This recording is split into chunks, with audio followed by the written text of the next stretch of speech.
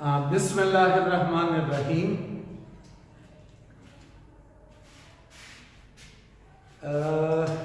Students, मैं आपको एक अनाउंसमेंट करना चाहता हूँ। अनाउंसमेंट ये है कि 4 जनवरी को एजुकेशन मिनिस्ट्री का मीटिंग है। मीटिंग में वो डिसाइड करेंगे कि लॉकडाउन 10 को ख़त्म करवाना है या एक्सटेंड करवाना है। अगर 10 को ये लोग लॉकडाउन ख़त्म करते हैं तो हम जो इनऑर्गेनिक के 2 चैप्टर्स हैं वो फिर फिजिकल पढ़ेंगे। एनालिटिकल केमिस्ट्री ख़त्म करने के बाद इन 10-12 दिनों में हम एनालिटिकल केमिस्ट्री पर पढ़ेंगे, इसे ख़त्म करेंगे और फिर जो इनऑर्गेनिक केमिस्ट्री हैं वो फिर हम फिजिकल क्लासेस में पढ़ेंगे। लेकिन अगर ये लोग लॉकडाउन एक्सटेंड करते हैं तो एक्सटेंशन का मतलब ये है कि इनका कोई पता फिर नहीं चलता, शायद वो डेट फिर से एक्सटेंड हो जाए तो ये फिर हम अफोर्ड नहीं कर सकते। वो चैप्टर भी फिर अल्लाह ना करे कि ऐसे हो, लेकिन वो चैप्टर भी फिर हम इसी तरह रिकॉर्ड करेंगे और अपलोड करेंगे यूट्यूब पे। लेकिन अगर 4 जनवरी को ये डिसाइड करते हैं कि मज़ीद लॉकडाउन नहीं है, 10 जनवरी तक फाइनल और उसके बाद 11 जनवरी को आपकी रेगुलर क्लासेस उसी टाइम पे होगी जिस टाइम पे आप आते थे। तो बिस्मिल्लाह करते हैं। एनालिटिकल केमिस्ट्री से new chapter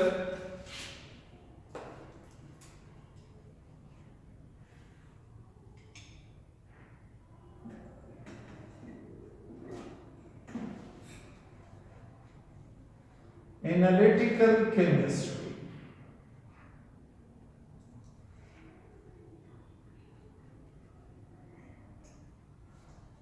Analytical chemistry is the branch of chemistry which deals with characterization of matter.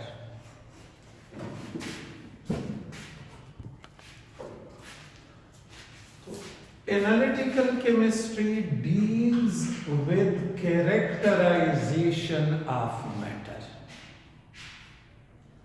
यानी एनालिटिकल केमिस्ट्री में हम मैटर का कैरेक्टराइजेशन करते हैं। कैरेक्टराइजेशन से मुराद है हम ये देखना चाहते हैं कि एक मैटर किन एलिमेंट से बना है और उस मैटर में हर एलिमेंट के एटम की तादाद कितनी है। मतलब हम मैटर का कंपोजिशन मालूम करते हैं। तो कैरेक्टराइजेशन में मैटर की क्वालिटी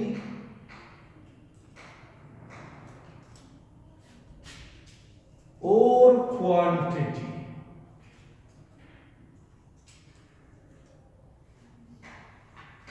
ये दोनों मालूम की जाती है। क्वालिटी से मुराद है ये मालूम करवाना कि एक मैटर किन एलिमेंट से बना है। This is called quality.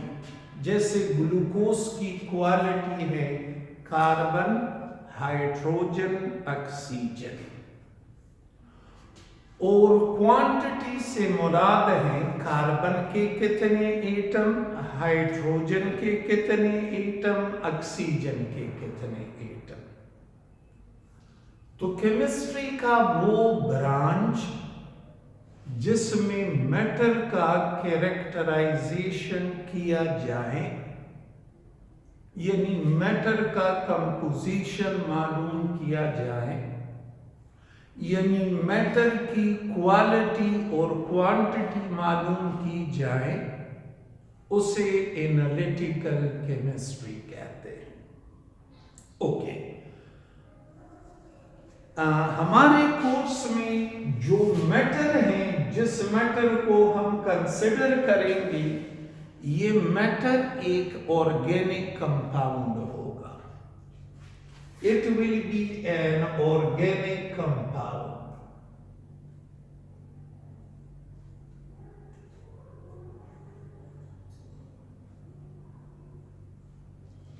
यानी हमारे कोर्स में एनालिटिकल केमिस्ट्री रेस्ट्रिक्टेड है only to organic compound.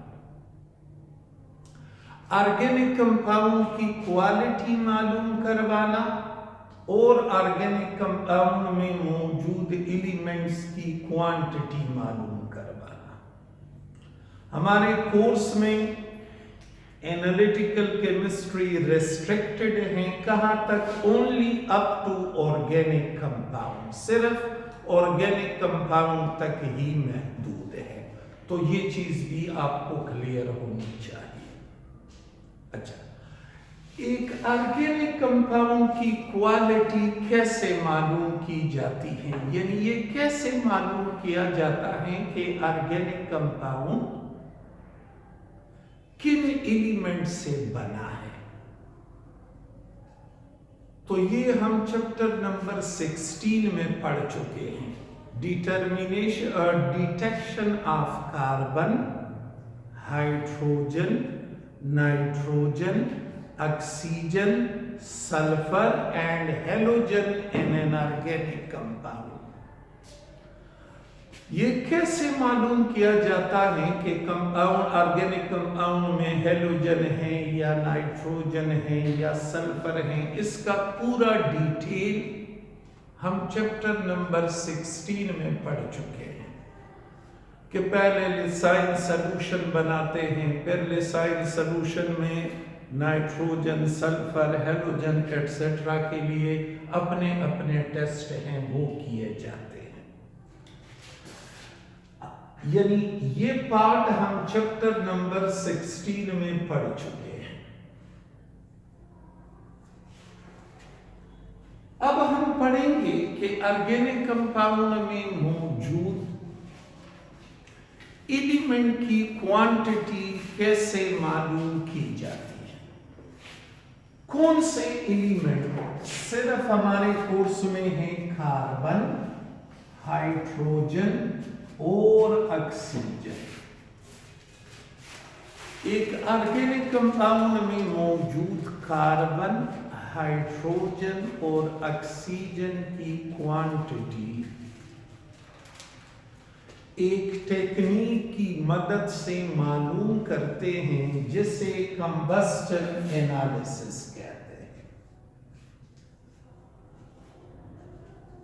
Combustion analysis.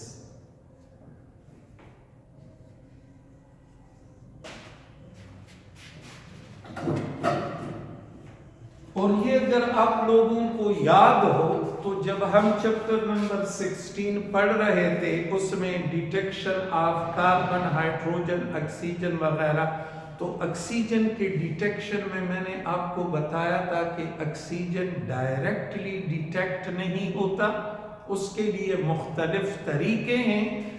एक तरीका ये कंबस्टन एनालिसिस था और मैंने आपको बताया भी था कि ये फिर इंशाल्लाह हम चैप्टर नंबर 24 में कंबस्टन एनालिसिस को डिटेल से पढ़ेंगे। तो ये अब वो वक्त आया कि कंबस्टन एनालिसिस से ऑक्सीजन की क्वांटिटी कैसे मालूम करते हैं। What is combustion analysis? It is a type of quantitative analysis. ये किस किस्म का एनालिसिस है? It is a type of quantitative analysis used to find the percentages of carbon, hydrogen and oxygen in an organic compound। एक organic compound में मौजूद carbon, hydrogen और oxygen की क्वांटिटी यानी परसेंटेज इस पर्टिकुलर टेक्निक की मदद से मालूम करते हैं। प्रोसीजर कैसे करते हैं?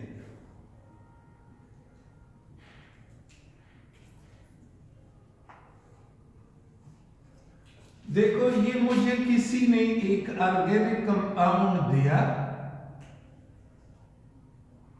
एक कंटेनर में किसी ने मुझे ऑर्गेनिक कंपाउंड दिया और साथ में उसने ये बताया कि इस ऑर्गेनिक कंपाउंड में कार्बन है, हाइड्रोजन है, ऑक्सीजन है, यानी क्वालिटी उसने पहले से बता दी कि ऑर्गेनिक कंपाउंड में कार्बन है, हाइड्रोजन है, ऑक्सीजन है। क्वालिटी बताना मस्ट है।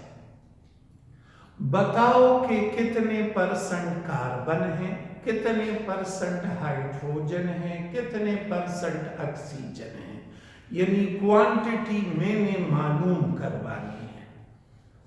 तो मैं इस कंबस्टन एनालिसिस के थ्रू इसकी क्वांटिटी यूं मालूम करूंगा, इसकी नोन क्वांटिटी लूंगा। नोन क्वांटिटी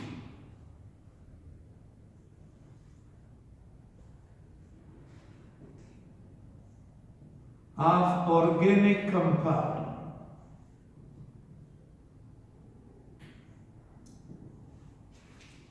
ये जो ऑर्गेनिक कंपाउंड किसी ने मुझे दिया है, मैं इसकी नोन क्वांटिटी लूंगा।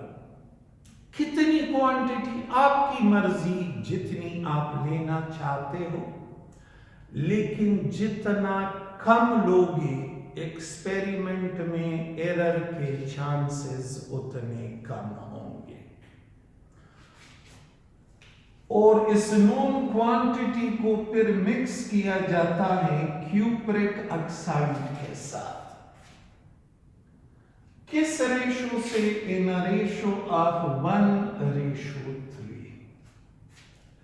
लेकिन क्यूप्रिक ऑक्साइड जितना ज्यादा होगा, एक्सपेरिमेंट में एरर के चांसेस उतने कम होंगे। आप एक्सपेरिमेंट में एरर को कैसे मिनिमाइज करोगे? दो तरह से दो।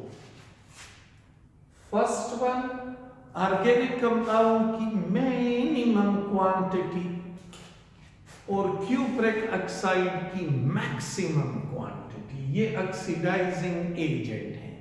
ये ऑर्गेनिक कंपाउंड में मौजूद कार्बन और हाइड्रोजन को जलाता है। अगर ये आपने कम लिया हो तो फिर ये खदशा जरूर मौजूद रहेगा कि कार्बन और हाइड्रोजन ऑक्सीडेशन से बच जाए। जब आप क्यूप्रिक ऑक्साइड ज्यादा लोगे तो कोई कार्बन हाइड्रोजन ऑक्सीडेशन से बच नहीं सकता। तो तरीकाकार मैं आपको बता रहा हूं कंबस्टन एनालिसिस का कि ऑर्गेनिक कंपाउंड लोगे जिसका आपने एनालिसिस करना हो, उसे क्यूप्रिक ऑक्साइड के साथ मिक्स करोगे और मिक्सचर फिर कंबस्टन ट्यूब के अंदर रखोगे। The mixture is placed in the combustion tube। What is this combustion tube? तो combustion tube ग्लास की बनी हुई एक ट्यूब है जो इस शक्ल की है।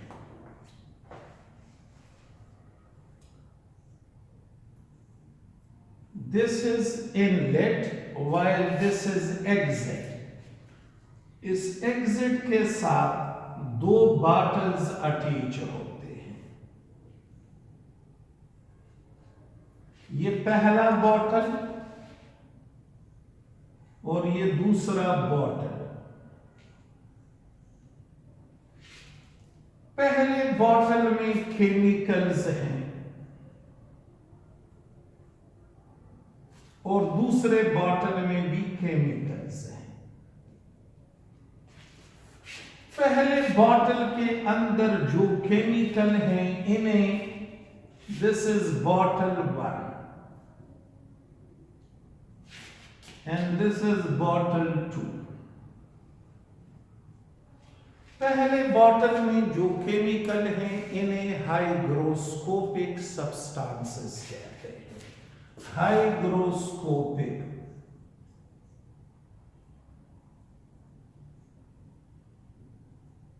हाइग्रोस्कोपिक सब्सटेंसेस उनको कहते हैं जो मॉइस्चर को एब्जॉर्ब करे।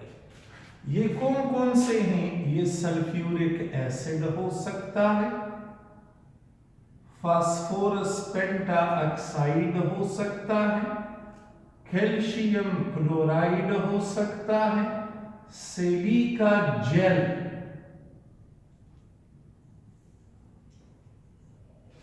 ये सिलिका जेल मेडिसिन के पैकेट्स में भी पैक किया जाता है।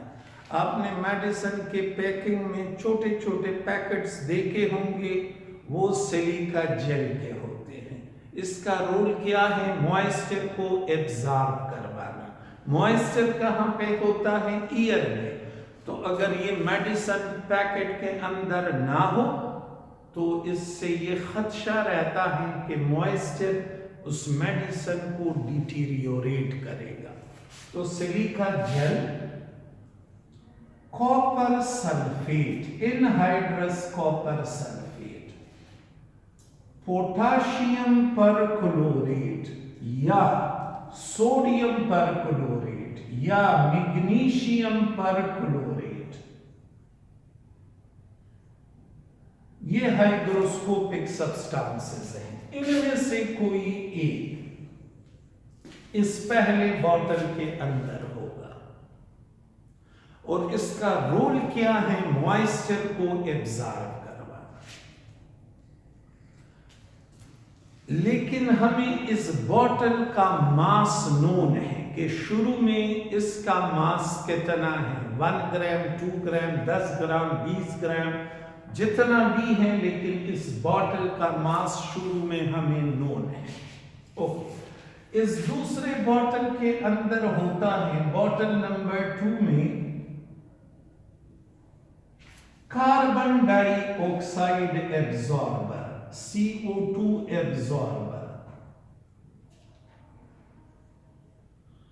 कोई भी बेस, चाहे वो KOH हो, NaOH हो, any base can be present in bottle 2। इस बेस का क्या रोल है? कार्बन डाइऑक्साइड को एब्जॉर्ब करना। और इस बॉटल का मास भी शुरू में हमें नोन है कि फर्ज करें ये 10 ग्राम है, ये 10 ग्राम है। अब हम क्या करेंगे? और ये जो इनलेट है, inlet, this is for supply of oxygen, ये ऑक्सीजन की सप्लाई के लिए। ओके, ये जो मिक्सचर है हमारे पास ऑर्गेनिक कंपाउंड और क्यूप्रिक ऑक्साइड का, इसे कंबस्टन ट्यूब के अंदर रखते हैं। बाहर से ऑक्सीजन गैस सप्लाई की जाती है और इसे जलाया जाता है। तो ऑर्गेनिक कंपाउंड में मौजूद carbon, hydrogen, carbon, hydrogen, oxygen, ये ऑर्गेनिक कंपाउंड में मौजूद है। ये इस ऑक्सीजन के साथ और इस ऑक्सीजन के साथ जल जाएगा, यानी इसकी कंबस्टन होगी। हम ढेर सारा ऑक्सीजन यूज करते हैं, यहां पे भी और बाहर से भी। क्यों यूज करते हैं? ताकि कोई कार्बन, हाइड्रोजन जलने से न बच सके। ये कार्बन इस ऑक्सीजन के साथ ऑक्सीडाइज होगा CO2 में, ये हाइड्रोजन ऑक्सीजन के साथ ऑक्सीडाइज होगा स्टीम में, और एक्सेस ऑक्सीजन एज सच ही बच जाएगा। ऑक्सीजन चूंकि हम ढेर सारी यूज कर रहे हैं तो कुछ ऑक्सीजन रिएक्शन करेगा और कुछ एक्सेस रिएजेंट के फॉर्म में होगा। ये तीन गैसेस जो यहां पे हैं CO2, H2O और O2, ये तीन गैसेस यहां आएंगे। What will happen to them here? इन गैसेस को यहां पे क्या होगा? तो इस बॉटल 1 के अंदर हाइग्रोस्कोपिक सब्सटेंस है, ये स्टीम को एब्जॉर्ब करेगा और यहां से जो गैसेस बाहर निकलेगी it will B only carbon dioxide and oxygen. यहां ये तीन है, लेकिन जब बॉटल 1 से बाहर निकलेगी तो सिर्फ 2 रह जाएगी। वो तीसरा कहां चला गया? वो इस केमिकल ने एब्जॉर्ब कर लिया। ये 2 गैसेस यहां आएंगे और यहां बॉटल 2 के अंदर है कार्बन डाइऑक्साइड एब्जॉर्बर। ये कार्बन डाइऑक्साइड इस बॉटल में एब्जॉर्ब होगी और एक्सेस ऑक्सीजन गैस बाहर की जानिब निकल जाएगी। ओके, इसका शुरू में हमें वेट नोन था कि ये 10 ग्राम था, ये भी 10 ग्राम। अब इनका मास फिर से मालूम किया जाता है। जब मैंने फिर से मास मालूम किया तो सपोज मास आया 10.2 ग्राम। तो इस प्रोसेस के दौरान कितना स्टीम बना है? 0.2 ग्राम। शुरू में मास था 10 ग्राम, जब रिएक्शन हो गया तो इसका मास बढ़ गया। क्यों बढ़ा? दिस इज बिकॉज ये पहले बॉटल 1 था, 10 ग्राम मास था, ये स्टीम आ रही है तो इस हाइग्रोस्कोपिक सब्सटेंस ने एब्जॉर्ब कर लिया। अब ये बॉटल इस पोजीशन में है, यानी इसका मास बढ़ गया। कितना इंक्रीज आया? 0.2 ग्राम। किस वजह से? स्टीम की वजह से। तो how much steam is form? 0.2 ग्राम। और बिल्कुल इसी तरह यहां पे इस बॉटल का मास भी बढ़ चुका है। कितना बड़ा है? किसी भी मिकदार में बढ़ सकता है, वो तो कार्बन की क्वांटिटी पे डिपेंड करता है कि कार्बन कितना है। तो इसका भी मास मालूम करवाते हैं। लेट्स सपोज इसका मास आया 10.4 ग्राम और 10.3 ग्राम। How much carbon dioxide is formed? 0.3 gram. How much steam is formed? 0.2 gram. तो मुझे कार्बन डाइऑक्साइड की क्वांटिटी मालूम हुई और स्टीम की क्वांटिटी मालूम हुई, और ये मैं मालूम करना चाहता था।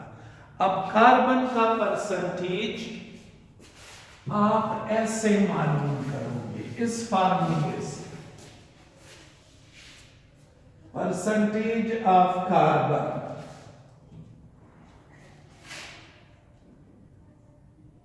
वेट ऑफ कार्बन डाइऑक्साइड, कि कार्बन डाइऑक्साइड गैस कितनी बनी है यहां से पता चलेगा, divided by weight of organic compound.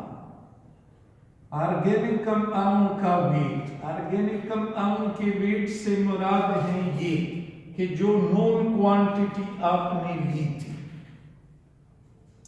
Multiply by 12 divided by 44 into 100। What is this 44? ये इस कार्बन डाइऑक्साइड का मोलर मास है, और ये 12 ये इस कार्बन डाइऑक्साइड में कार्बन का मास है, और ये 100% के लिए। हाइड्रोजन का परसेंटेज यू मालूम करोगे, weight of steam divided by weight of organic compound.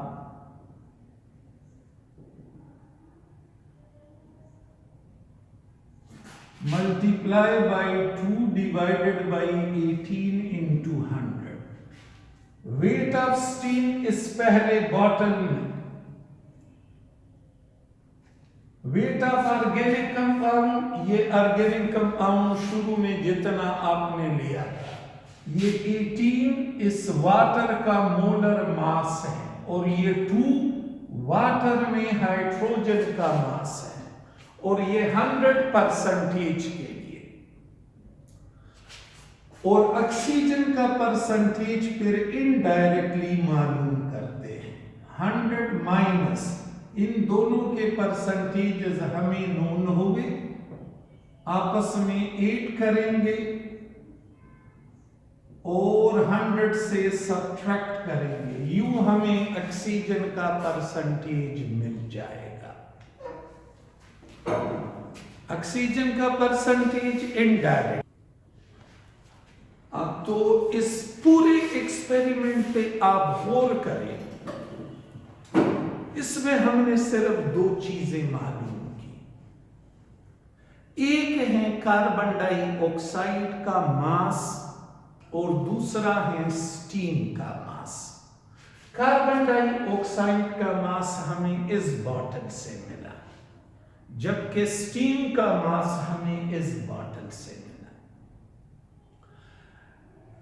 Combustion analysis के लिए इन बॉटल्स की तरतीब बेहद जरूरी है। अगर इन बॉटल का पोजीशन आप चेंज करते हो तो इस एक्सपेरिमेंट का रिजल्ट गलत आएगा। बॉटल 1 की जगह पे आप बॉटल 2 लगा ले, यानी ये स्टीम एब्जॉर्बर यहां और ये कार्बन डाइऑक्साइड एब्जॉर्बर यहां, तो फिर एक्सपेरिमेंट का रिजल्ट नहीं आएगा। वाई? क्यों? वजह ये है कि फिर ये जो कार्बन डाइऑक्साइड एब्जॉर्बर है, ये इसमें कार्बन डाइऑक्साइड भी सॉल्युबल है और स्टीम भी सॉल्युबल है, दोनों सॉल्युबल है। तो फिर ये पता नहीं चलता कि एक्सपेरिमेंट में कितना कार्बन डाइऑक्साइड बना है और कितना स्टीम बना है। तो ख्याल रखना है कि ये पहला बॉटल हाइग्रोस्कोपिक सब्सटेंसेस वाला हो और दूसरा बॉटल कार्बन डाइऑक्साइड एब्जॉर्बर हो। इस पे आपसे इस तरह का एमसीक्यू पूछ सकते हैं। ऐसे ये केमिकल लेबल होंगे X और Y। क्वेश्चन होगा ऐसे, identify chemical X and Y in the diagram. इस डायग्राम में जो केमिकल X और Y हैं इन्हें पहचानें। तो केमिकल X जो होगा, it will be a hygroscopic substance, मतलब इनमें से कोई एक होगा। जबकि केमिकल Y जो है, it will be a carbon dioxide absorber.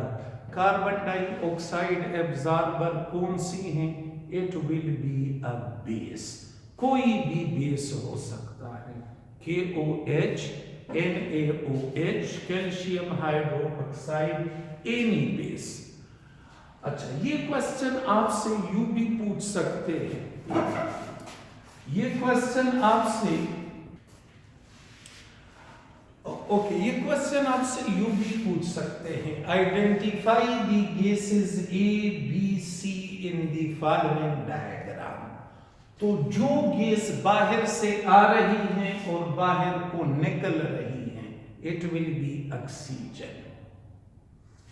Okay, अब यहां पे ये 3 गैसेस, तो गैस C इज ऑक्सीजन। अब यहां पे 3 गैसेस हैं, A, B और C, मतलब एक ऑक्सीजन है, एक स्टीम है, एक कार्बन डाइऑक्साइड है। यहां पे 2 गैसेस हो गई, B और C, यानी पहले बॉटल से गुजरने के बाद एक गैस गायब हो गई।